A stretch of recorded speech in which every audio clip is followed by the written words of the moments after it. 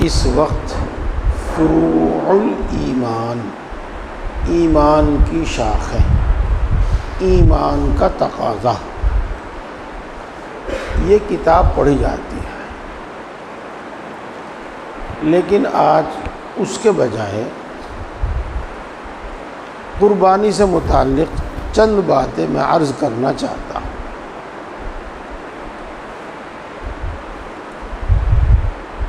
محترم بزرگوں اور دوستوں، میں آپ کی توجہ چاہوں گا اور یہ چاہوں گا کہ آپ اس جملے کو اچھی طرح سمجھیں، اس کو نوٹ کریں، اپنے دل دماغ میں اس کو محفوظ کریں۔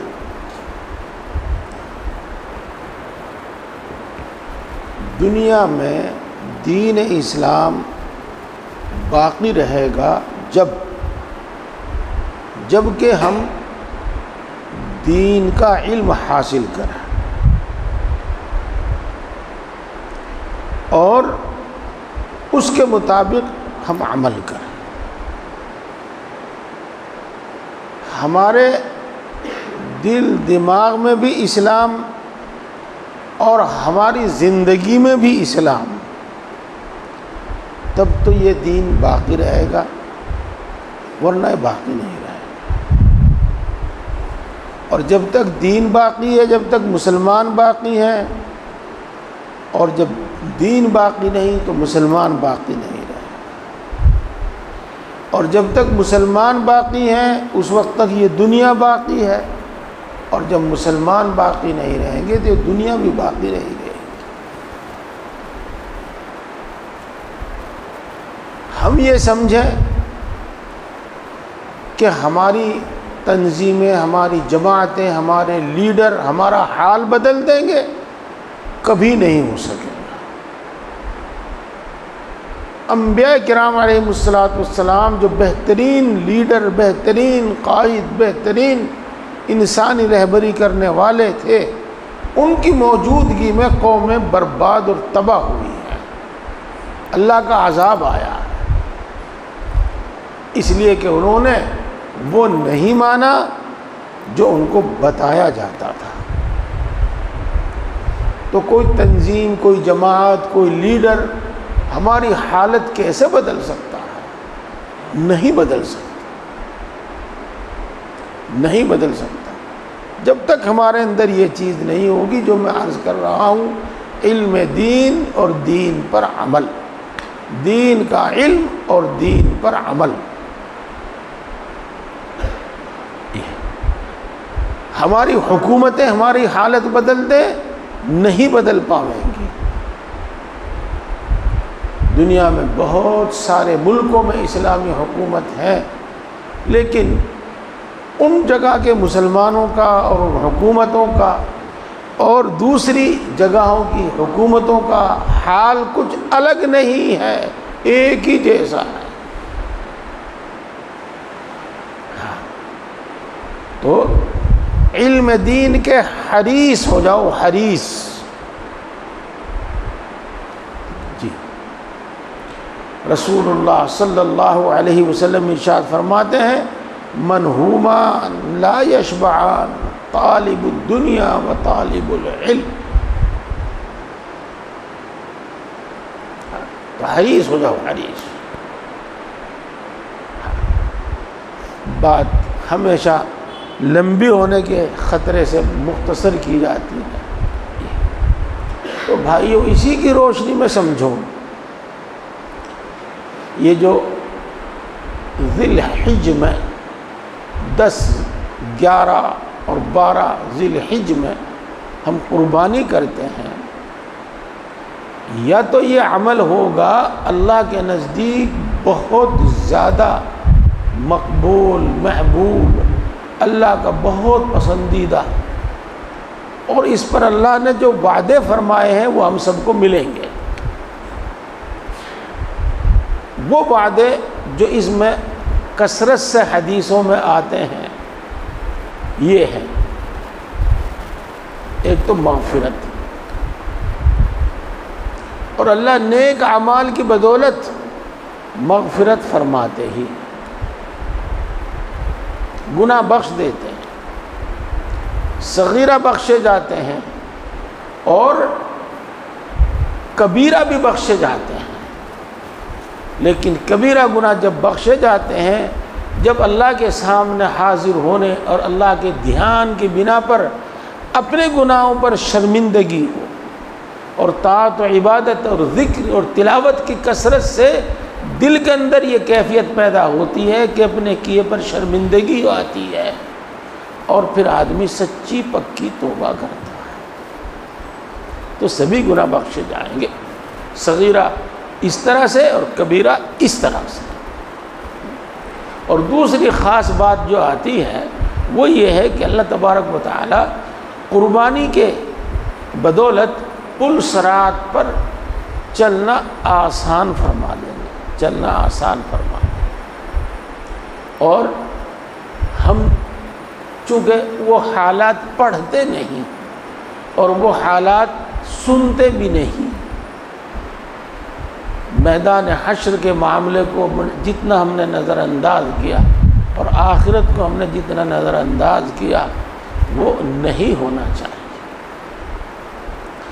رسول اللہ صلی اللہ علیہ وسلم اپنے گھر میں داخل ہوئے، حضرت عائشہ رضی اللہ تعالی عنہ کو رنجیدہ اور غمگین دیکھا، پوچھا اے عائشہ کیا بات ہے؟ حضرت عائشہ رضی اللہ تعالی عنہ نے فرمایا کہ اے اللہ کے رسول، دنیا میں تو آپ ہر وقت ہمارے ساتھ موجود ہیں اور ہمارے کام آتے ہیں، آپ ذرا یہ تو بتاؤ کہ آخرت میں بھی آپ ہمارے کام آ جائیں گے کہ نہیں؟ تو دوستو یہ بات تو اپنی جگہ بالکل ثابت ہے کہ رسول اللہ صلی اللہ علیہ وسلم اس امت کی سفارش فرمائیں گے اور آپ کی سفارش قبول بھی کی جائے گی، اور اس امت ہی کی نہیں بلکہ سب انسانوں کی سفارش قبول فرمائیں گے، وہ سفارش کریں گے اور اللہ اس کو قبول بھی فرمائے گا۔ لیکن اس کے ساتھ ساتھ یہ بھی سمجھیے گا کہ رسول اللہ صلی اللہ علیہ وسلم ارشاد فرماتے ہیں کہ اے عائشہ، میں بہت کام آؤں گا آخرت میں سب کے، لیکن تین موقع ایسے ہیں جن میں بھی کسی کے کام نہیں آؤں گا، جن میں میں بھی کسی کے کام نہیں آؤں گا۔ کیوں نہیں کام آئیں گے؟ اپنی فکر پڑ جائے گی۔ میدان حشر میں حساب ہوگا اور حساب سے پہلے نامہ اعمال اڑائے جائیں گے۔ یہ نامہ اعمال کیا ہے؟ ہماری زندگی کا مکمل ریکارڈ، ہم نے کس وقت کیا کہا، ہم نے کس وقت کیا کیا، ہم نے کس بارے میں کیا سوچا، یہ سب مکمل ریکارڈ موجود ہے۔ ایک چھوٹی سے چھوٹی چیز نہیں چھوڑی گئی ہے، وہ سب موجود ہے۔ میں اس سلسلے کی آیتیں نہیں پڑھتا اس وقت، ورنہ آیتیں پڑھ کر میں آپ کو بتاتا۔ یہ مکمل ریکارڈ ہے انسان کا۔ جی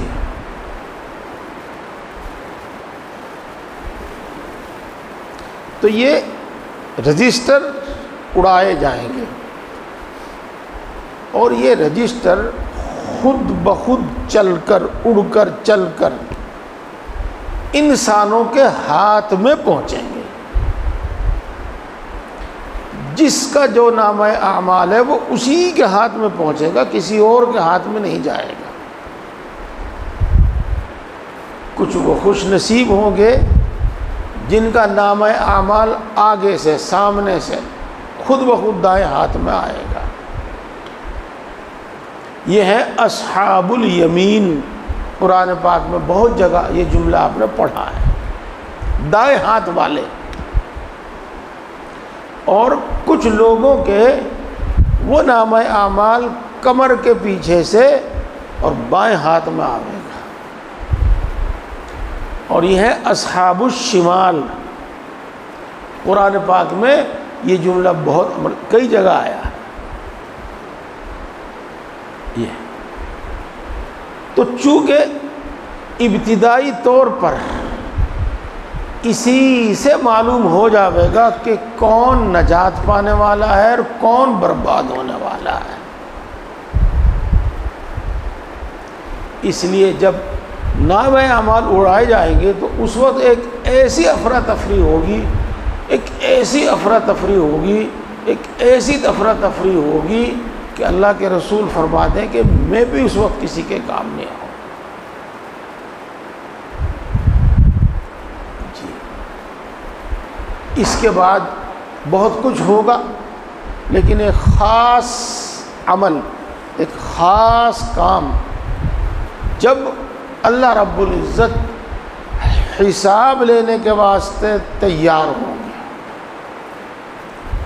اور اس کی علامت یہ ہوگی کہ ترازو رکھی جائے گی اور یہی نامہ اعمال یا اعمال تولے جائیں گے. یہ اصل میں فیصلے کی گھڑی ہوگی، یہی فیصلے کی گھڑی ہوگی.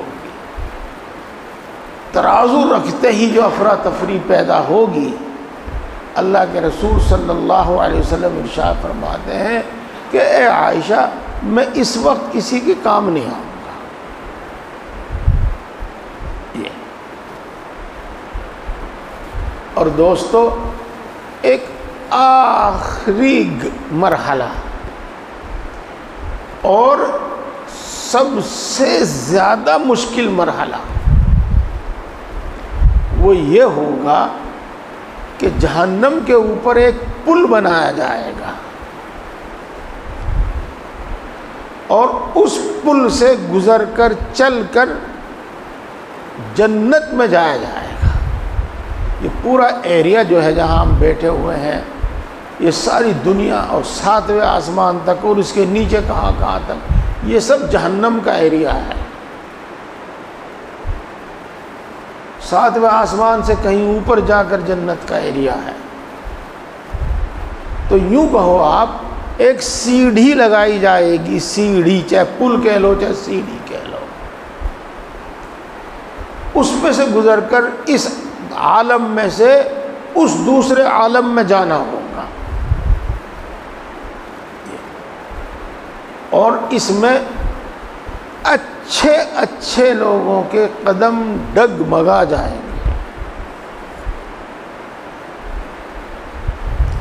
حدیث پاک میں آتا ہے کہ کوئی تو اس پل سے پلک جھپکنے کے برابر اتنی دیر میں گزر جائے گا، اور کوئی شخص سینے کے بل گھسٹ گھسٹ کر اس سے پار ہوگا. اور کتنے ہوں گے جن کے قدم رکھتے ہی قدم ڈگمگائیں گے اور جہنم میں گر جائیں گے.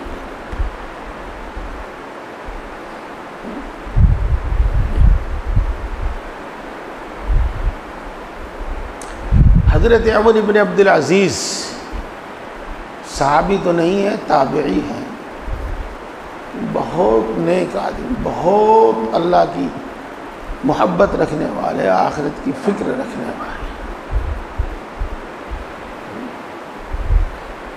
اس سے پہلے 2 بادشاہ تھے، ان سے پہلے 2 بادشاہ تھے. اس وقت نام میرے ذہن میں نہیں آ رہا ہے، سوچنے سے تھوڑی دیر بعد آ جائے گا، ابھی ذہن میں نہیں آ رہا.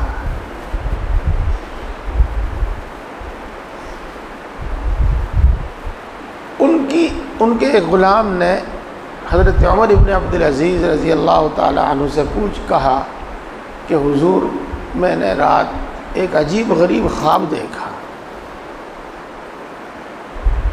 کیا خواب دیکھا؟ کہ میدان حشر قائم ہے اور پل صراط لا کر رکھ دیا گیا ہے،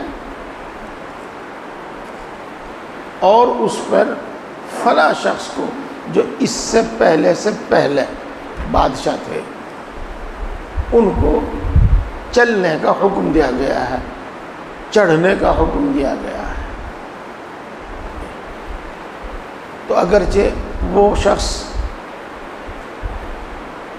بیان کر ہی رہا تھا واقعہ، لیکن آپ جانتے ہیں کہ بہت سے معاملات ایسے ہوتے ہیں، دل میں ایسی ایک دھر پکڑ ہوتی ہے۔ پھر کیا ہوا کہ چند قدم رکھے اور قدم ڈگمگائے اور وہ جہنم میں گر گئے۔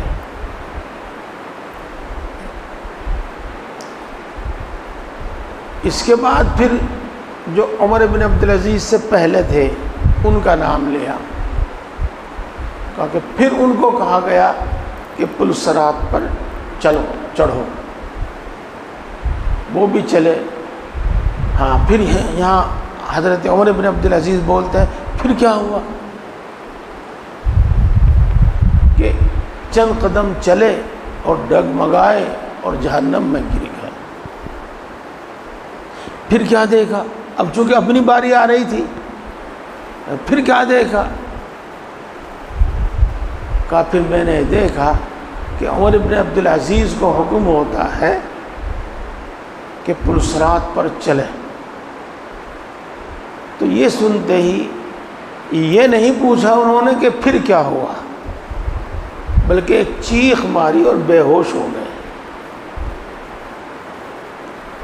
ان کا وہ غلام یا خادم جو بھی کہیے گا جو یہ خواب بیان کر رہا تھا، اس نے چیخ چیخ کر ان کے کانوں میں کہا کہ اے امیر المؤمنین آپ پار ہو گئے، اے امیر المؤمنین آپ پار ہو گئے۔ تو میرے دوستو، یہ مرحلہ اتنا مشکل ہے۔ قربانی کے سلسلے میں فضیلتوں میں سے ایک فضیلت یہ بھی ہے کہ اس کا پل صراط پر گزرنا آسان ہو جائے گا، پل صراط سے گزرنا آسان ہو جائے گا، اس لیے کہ ان قربانیوں کے بدلے میں اللہ تبارک و تعالی ان کو ایک ایسی شاندار سواری عطا فرمائیں گے کہ وہ اس پر بیٹھ کر گزر جائیں۔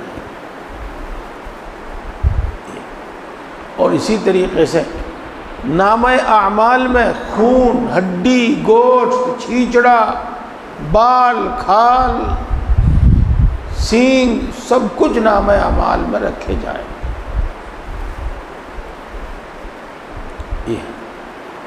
اس کے علاوہ جانور کے جسم پر جتنے بھی بال ہیں، ہر بال کے بدلے ایک نیکی، اور یہ نیکی کیا ہے؟ ہاں، اس کو یوں سمجھ لو کہ آخرت میں کام آنے والا ایک سکہ ہے۔ تو دوستو، یہ اجر اور یہ انعام اللہ رب العزت نے اس قربانی پر مقرر فرمائے۔ ہاں، اور میں 2-3 جملے بول رہا ہوں، آپ بھی کہیں، میری آواز میں ملا کر آپ آواز کہیں، اللہ سچا، اللہ کا رسول سچا، اللہ اور اس کے رسول کی ہر بات سچی، اللہ اور اس کے رسول کا ہر وعدہ سچا۔ اللہ نے نیک اعمال پر جو وعدے فرمائے ہیں وہ ضرور بھی ضرور پورے ہوں گے، ان میں کوئی شک و شبہ نہیں۔ اس واسطے پہلی بات تو یہ ہے کہ ہر بالغ آدمی حساب لگاوے اور یہ جانے کہ میرے ذمہ قربانی واجب ہے یا میرے ذمہ قربانی واجب نہیں ہے۔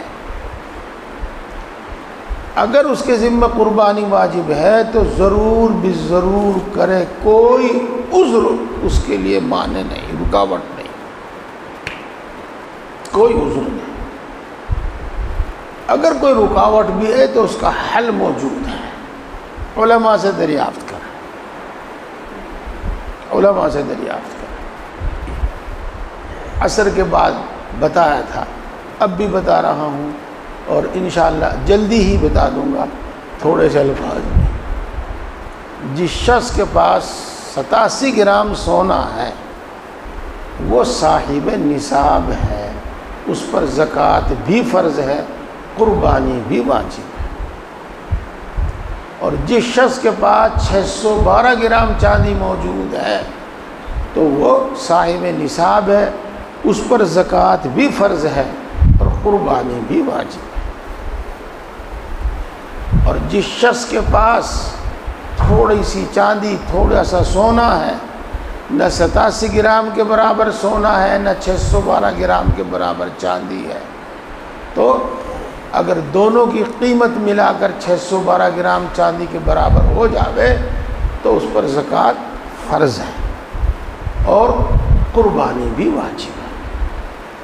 یہاں غور کیجیے گا کہ 1 تولہ سونا کم و بیش 90,000 1 لاکھ کے قریب ہے،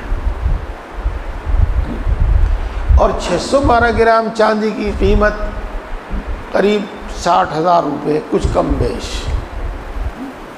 تو اگر کسی کے پاس 2 تولے چاندی اور 1 تولہ سونا ہو، آدھا تولہ سونا ہو، تو بھی اس کے ذمہ قربانی واجب ہے، تو بھی اس کے ذمہ زکوٰۃ فرض ہے۔ ہاں، اسی طریقے سے اگر کسی کے پاس نہ سونا ہے نہ چاندی ہے، لیکن 612 گرام کی قیمت کے برابر، 600 گرام چاندی کی قیمت کے برابر اس کے پاس روپیہ ہے، مثلاً وہی 60,000 روپے قریب، کم و بیش، اس پر زکوٰۃ بھی فرض ہے، اس پر قربانی بھی واجب ہے۔ اور جس کے پاس تجارت کا کوئی بھی مال 612 گرام چاندی کی قیمت کے برابر، یعنی قریب 60,000 55,000 روپے کے برابر ہے، تو اس پر زکوٰۃ بھی فرض ہے اور قربانی بھی واجب ہے۔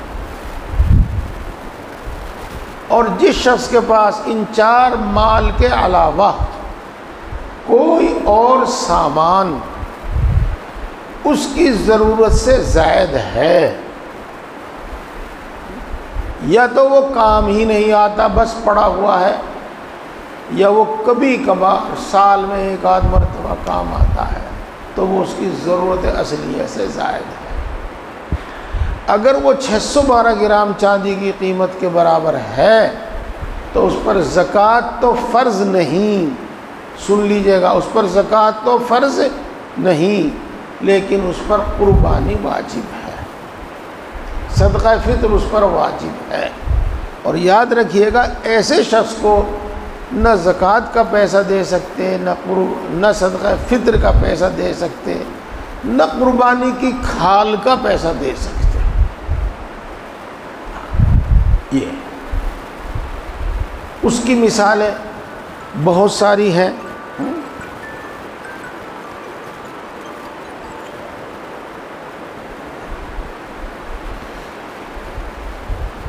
جو مثالیں پہلے زمانے کی ہیں وہ تو کتابوں میں لکھی ہوئی ہیں، میں آج کی بات بتا رہا ہوں۔ کسی شخص کے پاس 2 موٹر سائیکل ہیں، کسی شخص کے پاس 2 کار ہیں۔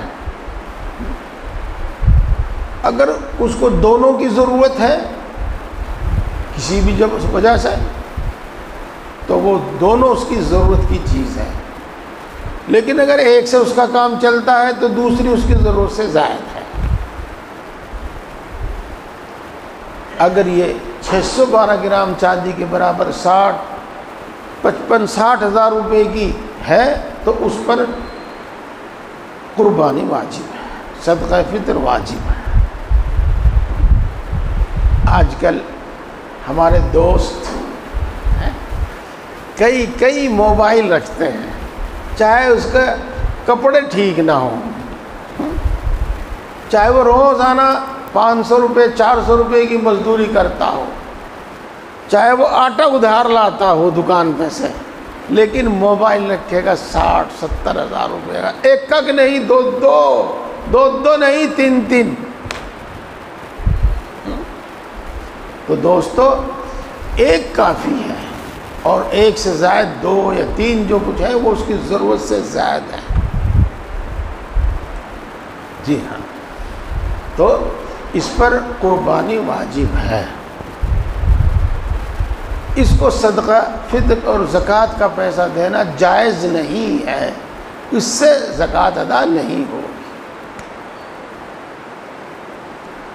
یہ بات یاد رکھیے گا کہ ان جتنی بھی میں نے صورتیں بتائی ہیں، ان صورتوں میں اگر کچھ اس کے ذمہ قرض ہے تو پھر دوسرا حکم ہو جائے گا۔ تو دوستو سب سے پہلی بات یہ ہے کہ ہم اس کا حساب لگائیں کہ ہمارے ذمہ قربانی واجب ہے کہ نہیں ہے۔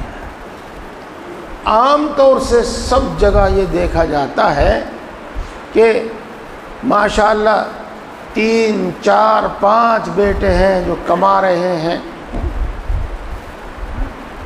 اپنی جمع پونجی بھی ان کے پاس ہے، ان کو ان کے والد محترم نے جو زیور دیا ہے، زیور چڑھایا ہے، وہ بھی ان کے پاس ہے، لیکن بس ایک حصہ لے لیا والد صاحب کے نام سے اور کافی سب کی طرف سے۔ ایسا نہیں ہے، نہیں۔ ہر مسلمان مرد عورت جو بالغ ہے اور نصاب کے بقدر جو آپ کو ابھی بتایا ہے اس کا وہ مالک ہے، تو اس کے ذمہ قربانی واجب ہے۔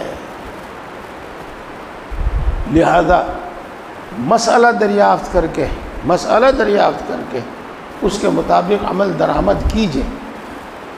ایسا نہیں گھر میں ایک حصہ لے لیا کافی۔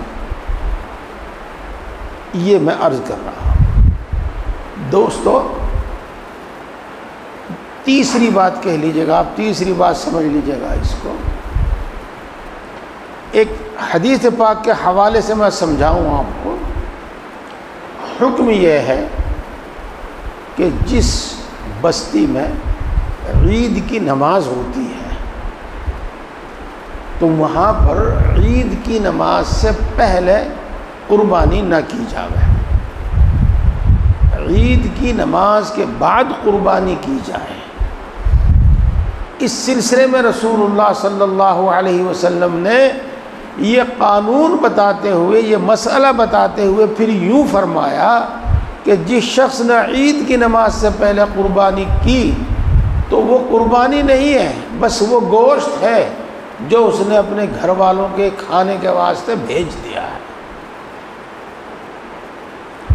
تو اب یہ سمجھیے گا کہ جب یہ قربانی اصول کے مطابق ہوگی تو قربانی ہوگی، نہیں تو بس گوشت کھانا ہے۔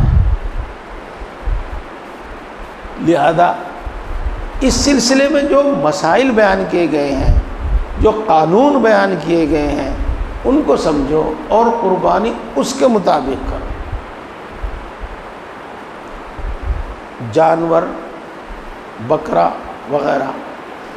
وغیرہ سے مراد ہوگا اگر کوئی دمبا مینڈھا یہ کریں، 1 سال کا ہونا ضروری ہے۔ صرف مینڈھے اور دمبے میں یہ ہے کہ اگر وہ دیکھنے میں 1 سال کا معلوم ہوتا ہو تو اس کی قربانی کر سکتے ہیں۔ بکرے میں نہیں ہے یہ، کٹڑے میں نہیں ہے یہ، اور کٹڑا 2 سال کا ہونا ضروری ہے۔ اس سے 1 دن کم ہوگا تو قربانی نہیں ہوگی۔ دیکھو کتابوں میں مسئلہ لکھا ہے، اور ابھی مجھ سے بھی یہ مسئلہ دریافت کیا گیا۔ ایک شخص نے پوچھا کہ 12 ذی الحجہ میں جو قربانی کا آخری دن ہے، 12 ذی الحجہ میں قریب 2 بجے ایک بکرا پیدا ہوا، کیا اس کی قربانی جائز ہے؟ قربانی میں ہو جائے گا وہ 1 سال کے بعد؟ تو ان کو یہ مسئلہ بتایا گیا کہ 10 میں نہیں ہوگا، اور 11 ذی الحجہ میں نہیں ہوگا، 12 ذی الحجہ میں ہوگا اور 2 بجے کے بعد ہوگا۔ سمجھے بھائی آپ؟ تو لاپرواہی نہ برتیں، اور اس کے لیے بہتر اچھی بات جس میں کوئی شک و شبہ پیش نہیں آتا کوئی ہے، جب جانور دانت توڑ دے تب وہ جانور لو جو دانت توڑ چکا ہو۔ صرف کسی کے کہنے پر اس کو 2 سال کا مان کر مت خریدو، کچھ بھروسہ نہیں ہے۔ آج کل لوگوں نے تو یوں سوچ لیا، سوچ کیا لیا، وہ کہتے ہیں کہ ایمانداری میں کچھ نہیں رکھا، اب تو جھوٹ بولو، بے ایمان نہ کرو، دولت کماؤ، اصول بنا لیا ہے۔ اجی مولوی صاحب جو آپ کہہ رہے ہیں ٹھیک ہے، لیکن بس ایمانداری میں تو دال روٹی کھا سکیں، کچھ ترقی تو کر نہیں سکتے۔ یہ غلط فہمیاں ہیں۔ تو اب کیسے اعتماد کر لیا جاوے کہ یہ کٹڑا بیچنے والا یہ صحیح کہہ رہا کہ 2 سال کا؟ ہاں خیر، اسی طریقے سے میرے دوستو کتابوں میں لکھا ہے کہ اگر جانور میں یہ عیب ہے تو اس کی قربانی نہیں ہوگی۔ تو جانور صاف ستھرا لو، پھر بھی اگر ایسا عیب ہے جو قربانی کے لیے مانع نہیں ہے، رکاوٹ نہیں ہے، تو خیر لے سکتے ہیں، قربانی ہو جاوے گی۔ اور اگر ایسا عیب ہے جو قربانی کے لیے رکاوٹ ہے، مانع ہے، تو مت خریدو اس کو، چاہے جتنا سستا وہ مل رہا ہے آپ کو، اور چاہے جتنا اچھا ہے وہ، مت خریدو اس کو۔ 1/3 یا اس سے زیادہ اگر دم اس کی کٹی ہوئی ہے تو اس کی قربانی نہیں ہوگی۔ 1/3 سے کم کٹی ہوئی ہے تو قربانی ہو جائے گی۔ اسی طرح کان کا مسئلہ ہے، اسی طریقے سے اگر جانور لنگڑا آتا ہے تو اس کا مسئلہ ہے۔ بہرحال اس وقت یہ سب بیان بھی نہیں کیے جائیں گے، اور تو ایسا کوئی عیب نہ ہو جس سے قربانی نہ ہو، صاف ستھرا جانور خریدو قربان کو۔ یہ اسی طریقے سے قربانی کے ذبح کے وقت کچھ مسئلے ہیں، اور اسی طریقے سے گوشت تقسیم کے کچھ مسئلے ہیں، تو ان کے مطابق عمل درآمد کرو۔ ذبح سے متعلق یہ بات ہے جو میں ابھی عرض کر رہا ہوں کہ بہت سے لوگ یوں کہتے ہیں کہ جی چلو آپ 3000 کے بجائے 2000 دے دیو، اور وہ سستا کر کے ہم اس کو کہتے آجا بھائی، لیکن وہ کہیں سری لے جاتا ہے، کہیں پیٹا لے جاتا ہے، کہیں کچھ، اور ہم در گزر کرتے ہیں اس سے۔ نہیں، یہ چیزیں اگر اجرت میں دی جائیں گی تو قربانی نہیں ہوگی۔ اس سے تو آپ سیدھے اس کے کام کی اجرت طے کیجئے، اور جو اجرت ہے وہ پوری اس کو دیجئے۔ باقی جو بھی اس جانور کے اجزاء ہیں، چاہے وہ پیٹا ہے، چاہے وہ سری ہے، چاہے وہ کھر ہے، یا وہ ہڈیاں ہیں، اس پر اس کا کوئی اختیار نہیں، آپ جس کو چاہے دیں، جس کو چاہے نہ دیں۔ اسی طریقے سے کچھ مسئلے ہیں، ان میں سے ایک یہ بھی ہے کہ گوشت اٹکل اور اندازے سے نہ تقسیم کیا جائے، بلکہ صحیح تول کے تقسیم کیا جائے۔ تو ان باتوں کا دھیان رکھ کے قربانی کرو۔ اگر ان مسائل کے مطابق، ان قانون کے مطابق یہ قربانی ہے تو اللہ کے یہاں قبول ہے اور قربانی ہے، نہیں تو میرے دوستوں گوشت کھانا ہے جی۔ اور بار بار میں عرض کر رہا ہوں، ہر جگہ کہہ رہا ہوں، اپنا ایمان بناؤ اہل سنت والجماعت کے مطابق عقیدے، اور ان عقیدوں میں کوئی شک و شبہ نہیں، اور اتنی محنت کہ ان کا یقین آنکھوں دیکھی چیز جیسا یقین ہو۔ اللہ کا ہر حکم مانو اور اپنے اوپر محنت کرو کہ ہم اللہ کا ہر حکم ماننے والے بن جائیں، اور اللہ کا ہر حکم اس طرح ادا کیا جائے جس طرح رسول اللہ صلی اللہ علیہ وسلم نے ادا کر کے دکھایا، اور اس کے بارے میں قانون بتایا، اور یہ عمل پابندی سے کیا جائے، پابندی سے کیا جائے۔ اپنے اوپر محنت کرو، جن کاموں سے اللہ نے روکا ہے وہ سب چھوڑ دو، سب چھوڑ دو، چاہے جتنا نفع نظر آتا ہو، ان میں نفع نہیں ہے، نفع نہیں ہے۔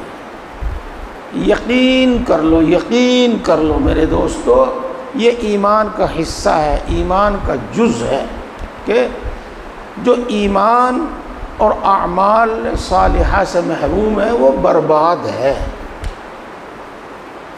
والعصر ان الانسان لفی خسر الا الذین آمنوا وعملوا الصالحات۔ اور یقین کرو، یقین کرو، یقین کرو، اچھا انجام متقی لوگوں کے واسطے ہے۔ ام نجعل المتقین کالفجار۔ اے سننے والے، اے مخاطب، کیا تیرا یہ خیال ہے کہ ہم متقی لوگوں کو نافرمان لوگوں کے برابر رکھیں گے؟ یعنی نہیں، جیسا نافرمانوں کے ساتھ برتاؤ ہوگا ایسا متقیوں کے ساتھ ہوگا؟ نہیں، جیسا متقی لوگوں کے ساتھ ہوگا ایسا ہی نافرمانوں کے ساتھ بھی ہوگا؟ نہیں۔ اور میرے دوستو، جو شخص اس دنیا سے ایمان اور تقوی کے ساتھ گیا بس وہی کامیاب ہے، اور اس کے علاوہ کوئی کامیاب نہیں۔ اللہ تبارک و تعالی ہم سب کو توفیق عطا فرماوے اور ہمیں ان سب باتوں پر عمل کرنا آسان فرمائے۔ اس کے لیے جب محنت کریں گے انشاءاللہ آسان ہو جائے گا۔ سبحان اللہ و بحمدہ، سبحانک اللہم و بحمدک، اشہد